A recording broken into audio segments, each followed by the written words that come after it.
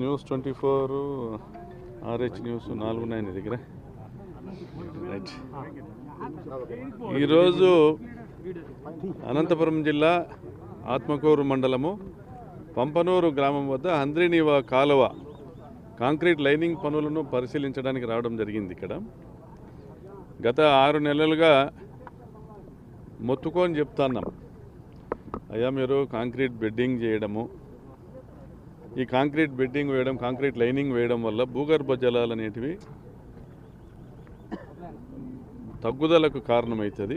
రాజశేఖర రెడ్డి గారు తీసుకొచ్చినారు హంద్రీనీవా 6 లక్షల ఎకరాలకు నీళ్ళు ఇవ్వాలనేసి. గతంలో 2015లో చంద్రబాబు నాయుడు గారు ముఖ్యమంత్రి అయినప్పుడు కూడా ఈ 6 లక్షల ఎకరాల ఆయకట్టు వ్యవస్థను రద్దు చేస్తూ జీవో 22 ఇచ్చి నిర్వీర్యం చేశారు ఈ కాలువను. అప్పట్లో కూడా కేవలం ఆ రోజుల్లో కూడా వారు అధికారంలోకి వచ్చినప్పుడు కాంట్రాక్టర్లకు స్వర్గధామంగా మారింది హంద్రీనీవా కాలువ. కేవలం నిధులే బారినాయి.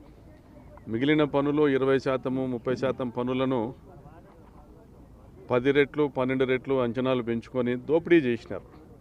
అంటే తెలుగుదేశం ప్రభుత్వం ఎప్పుడు వచ్చినా కూడా రాయలసీమలో కరువును వరంగా భావిస్తారు వాళ్ళు. కరువు మీద ఈ ప్రాంత రైతుల ఇబ్బందుల మీద దోపిడీ చేయడం అనేది వాళ్ళకి అలవాటు.